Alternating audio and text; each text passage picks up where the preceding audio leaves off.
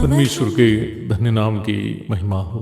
प्रभात मनन के सत्र 2937 में आप सभी का बड़े प्रेम के साथ स्वागत करता हूं। आइए आज के मनन के लिए हम पढ़ते हैं प्रकाशित वाक्य अध्याय 12 पद 5। वह बेटा जनी जो लोहे का दंड लिए हुए सब जातियों पर राज करने पर था, और वह बच्चा एकाएक परमेश्वर के पास और उसके सिंहासन के पास उठाकर पहुंचा दिया गया।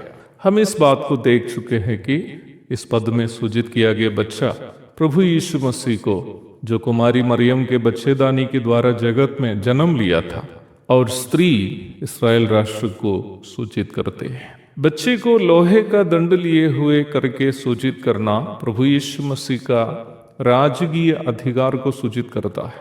पुराने समय में राजाओं के हाथों में इस प्रकार के राजदंड होते थे। राज दरबार में पहुंचने वाले को अपने पास आने की अनुमति देने या नहीं देने की सूचना राजा निम्न राजदंड के द्वारा देता था।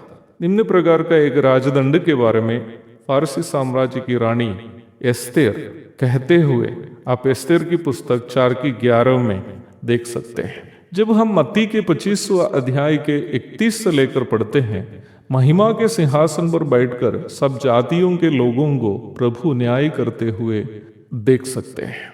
मत्ती अध्याय 25 की 31 से 46 तक के पदों में सूचित की गई ये घटना महाक्लेश काल के अंत में होने की है। प्रभु ने पृथ्वी की सृष्टि करके उसकी देखरेख करने की जिम्मेदारी मनुष्य को दिया। उत्पत्ति 2:15। परंतु शैतान के चंगुल में फंसकर पापी बने मनुष्य ने पृथ्वी की रक्षा करने के बजाय उसे बर्बाद कर दिया। पृथ्वी मनुष्य के कारण श्रापित हो गया। उत्पत्ति 3:17। महाक्लेश काल को पृथ्वी की बर्बादी किए हुए पापी मनुष्य को दंड देकर उसके हाथ से उसे वापस लेने की एक प्रक्रिया के रूप में भी समझ सकते हैं। प्रकाशित वाक्य 11:18 में निम्न बात को हम इस प्रकार पढ़ते हैं, वो समय आ पहुंचा है कि मरे हुओं का न्याय किया जाए, और तेरे दास भविष्यद्वक्ताओं और पवित्र लोगों को और उन छोटे बड़ों को जो तेरे नाम से डरते हैं बदला दिया जाए, और पृथ्वी के बिगाड़ने वाले नष्ट किए जाए। ध्यान दीजिएगा, और पृथ्वी के बिगाड़ने वाले नष्ट किए जाए। महाक्लेश काल होने देने के पीछे परमेश्वर का दूसरा उद्देश्य के बारे में मैं आपको पूर्व में बताया था कि वो उद्देश्य यहूदी राष्ट्र का शुद्धिकरण और मसीह की ओर उन्हें वापस लाना है। जकरिया 13:7-9 तक पढ़िएगा। इन दोनों उद्देश्य की पूर्ति होने के बाद प्रभु वर्तमान पृथ्वी को पुनः अपने कब्जे में करेंगे और 1000 वर्ष वर्तमान धरती पर वह राज्य करेंगे। प्रकाशित वाक्य 20:1-6, जकरिया अध्याय 14:16-21 आदि अन्य कई बाइबल भागों में निम्न भविष्यवाणी आप देख सकते हैं। अवश्य ध्यान देने की बात यह है कि प्रभु जब बच्चा के रूप में बेथलेहम में जन्म लिया था, वह राजा के रूप में ही जन्म लिया था। मत्ती 2:2। उनका निम्न आगमन के समय ही वह यहूदियों का राजा होकर जन्म लिया।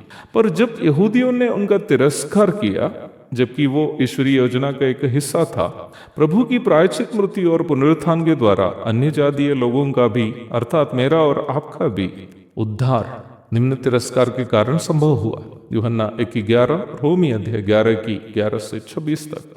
वास्तव में अन्य जातियों का उद्धार का ये समय जब कलीसिया की स्थापना हुई, एक मध्यांतर समय अथवा इंटरवल टाइम के रूप में हम समझ सकते हैं। परमेश्वर के राष्ट्र स्थापना की योजना को परमेश्वर परित्यक्त अथवा कैंसिल नहीं किया था, बल्कि केवल कुछ समय के लिए स्थगित ही किया था।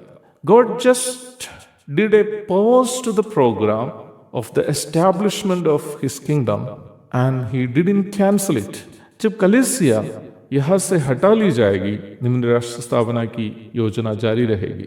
प्रभु यीशु जो क्रूस पर मृत्यु सहकर तीसरा दिन जी उठकर 40वां दिन स्वर्गारोहण किया और पिता के दाहिने ओर विराजमान है, वह यथाशीघ्र पृथ्वी को अपने दुश्मनों से वापस लेने और पृथ्वी पर 1000 वर्ष धर्म से राज्य करने के लिए आ रहा है।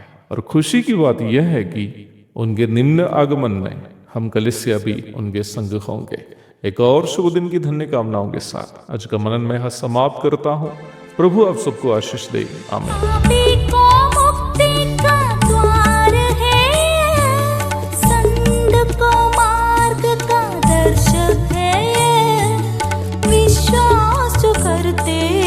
उसके लिए अनंत जीवन का साधन है ये है वचन, प्यारा वचन, यीशु मसीह का प्यारा वचन, ये है वचन।